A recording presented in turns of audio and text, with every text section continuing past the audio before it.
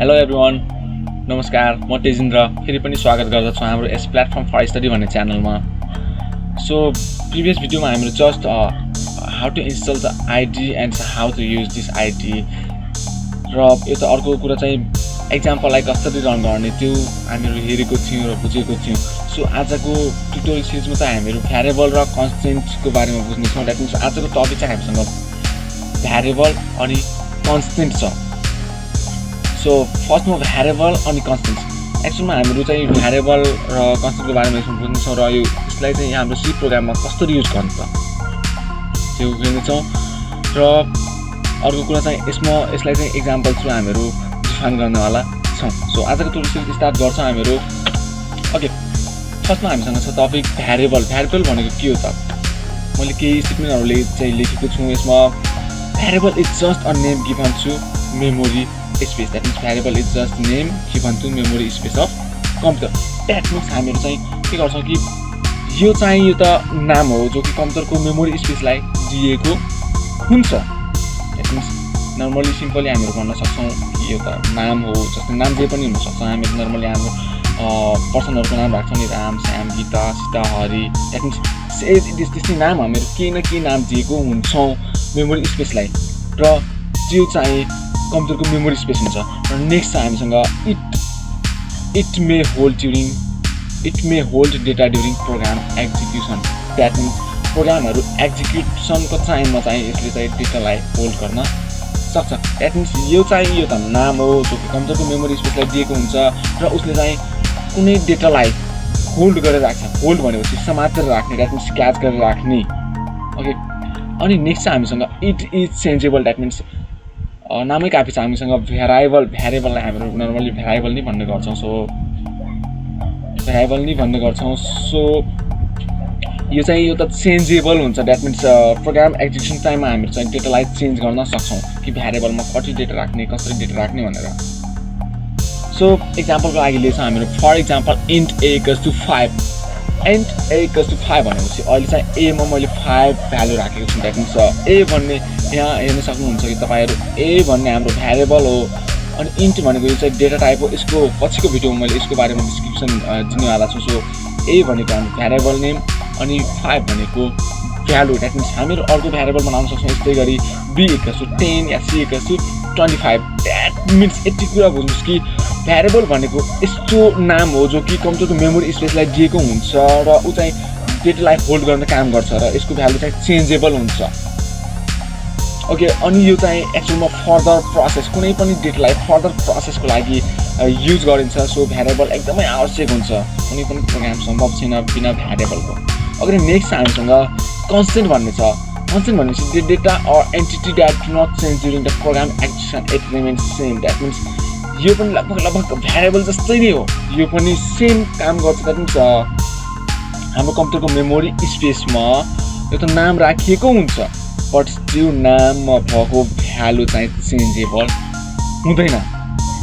यो चाहिँ कति बेला चाहिन्छ भने जस्तै कुनै भ्यालु राख्नु छ या कुनै भ्यालु राख्नु छ र प्रोग्रामको एक्जिक्युसन टाइममा उसलाई चाहिँ चेन्ज गर्नु छैन। द्याट मिन्स जतिसम्म प्रोग्राम जतिसम्म रन हुन्छ जबसम्म उसलाई चेन्ज गर्नुपर्ने छैन त्यति बेला हामीहरू यस्तो कन्स्टेन्ट भ्यारिएबल बनाउँछौँ र उसको भ्यालुहरू राख्ने गर्दछौँ।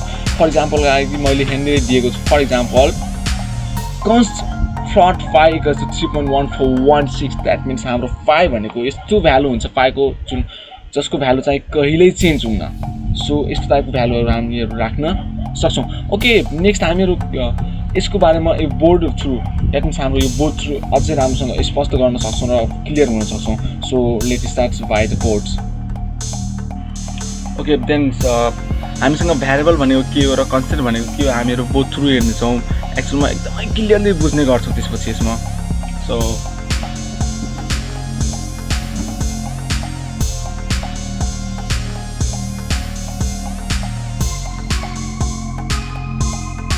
एक्चुअलमा भ्यारिएबल भनेको के हो?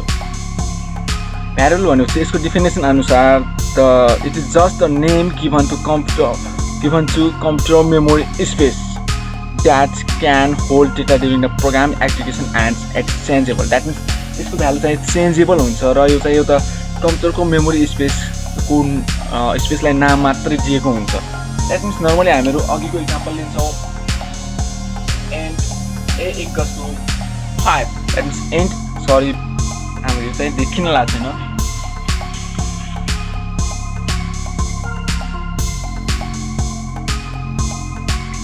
एन्ड ए इक्वल्स टु 5 यता हेर्न सक्नुहुन्छ कि and a equals to 5 that means यो ए भनेको हाम्रो भ्यारिएबल हो यो इन्ट भनेको डेटा टाइप हो यसको बारेमा म चाहिँ यसपछिको भिडियोमा डिस्क्रिप्सन रूपमा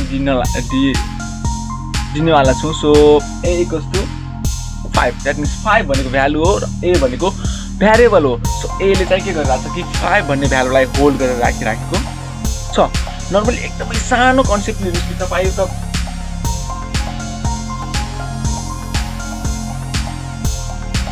यो त ग्लासको कन्सेप्ट लिनुहोस् जस्तै हामीलाई सबैलाई थाहा छ कि ग्लास द्याट मिन्स मैले यो त ग्लासको नाम राखेँ ए र अर्को ग्लासको नाम राखेँ b that means a glass र बी ग्लास यति क्लियर हुनुहोस् कि हाम्रो यो भ्यारिएबल भनेको यो त भाँडो जस्तै हो द्याट मिन्स ग्लास जस्तै हो फर इक्जाम्पल एमा मैले कति राखेँ 5 जो कि ए भन्ने यो त ग्लास छ उसमा यो त 5 भन्ने भ्यालु राखेँ र बी भन्ने ग्लास छ त्यसलाई मैले 10 भ्यालु राखेँ द्याट मिन्स यसमा ए भनेको 5 हो र बी भनेको 10 हो द्याट मिन्स यति बुझ्नुहोस् कि भ्यारिएबल भनेको यो त भाँडो जस्तै हो जसमा हामीहरू जस्तै ग्लासमा सोच्नुहुन्छ भने चाहिँ कुनै लिक्विड जस्तै वाइन राख्न सक्नुहुन्छ स्याम्पेन राख्न सक्नुहुन्छ अरू चिसो राख्न सक्नुहुन्छ कोक राख्न सक्नुहुन्छ द्याट मिन्स स्प्राइट राख्न सक्नुहुन्छ द्याट मिन्स लिक्विड टाइपका डेटाहरू चाहिँ यसमा राख्न सक्नुहुन्छ सो यो भनेको डेटा टाइप हुन्छ यो चाहिँ मैले पछिको भिडियोमा यसलाई डिफाइन गर्नवाला छु सो एन्ड भनेको डेटा टाइप द्याट मिन्स यो भनेको ग्लास भनेको कस्तो टाइपको डेटालाई होल्ड गरिरहेको छ लिक्विड टाइपको अब सोलिडको लागि लिनुहुन्छ भने चाहिँ कुनै बोरा या बोरीको इक्जाम्पल लिन सक्नुहुन्छ सो यो भनेको डेटा टाइप हुन्छ तपाईँको द्याट मिन्स यो ग्लास ए र ग्लास बी द्याट मिन्स एमा भएको भ्यालु 5 र बीमा भएको भ्यालु 10 छ भने त्यसलाई हामीले जोड्नको लागि एउटा ग्लास मैले एउटा के बनाएँ ग्लास सी बनाएँ अब यसमा ग्लास सीमा के गरिदिएँ मैले ग्लास ए र ग्लास बीलाई प्लस गरेर राखिदिएँ द्याट मिन्स यसमा भएको 5 र यसमा भएको 10 5 र 10 प्लस भइसकेपछि सीमा आएर बस्छ त्यो कति हुन्छ हामीसँग 15 द्याट मिन्स हामीहरू हाम्रो प्रोग्रामले चाहिँ एक्चुअलमा यसरी एक्जिक्युट गर्दो रहेछ द्याट मिन्स के गर्छ कि कुनै भाँडोमा या कुनै भाँडोमा त राख्दैन उसले मेमोरीको स्पेसमा भएको नाममा कुनै भ्यालु राख्छ जो कि हामीले डाटा भन्छौँ सो त्यो डेटालाई एक्जिक्युट गर्छ त्यो डेटालाई एक्सट्र्याक्ट गर्छ र उसँग फर्दर एक्जिक्युसन गर्छ सो हामीहरू यति क्लियर हुने कि भ्यारिएबल भनेको यस्तो नाम हो जो कि चाहिँ कम्प्युटरको मेमोरी स्पेसलाई दिएको हुन्छ र जो डेटालाई होल्ड गर्छ सो त्यो डेटालाई हामीहरू एक्सट्र्याक्ट गरेर प्रोग्रामको लजिक थ्रु हामीहरू उसलाई एक्सट्र्याक्ट गरेर फर्दर एक्जिक्युसन गर्दछौँ सो अब एकदमै क्लियर हुन्छ एकदमै क्लियर भइसकेको हुनुपर्छ तपाईँहरू कि एक्चुअलमा भ्यारिएबल भनेको के हो र भ्यारिएबल कसरी काम गर्छ भनेर ओके देन नेक्स्ट हामीसँग कन्स्टेन्ट भन्ने छ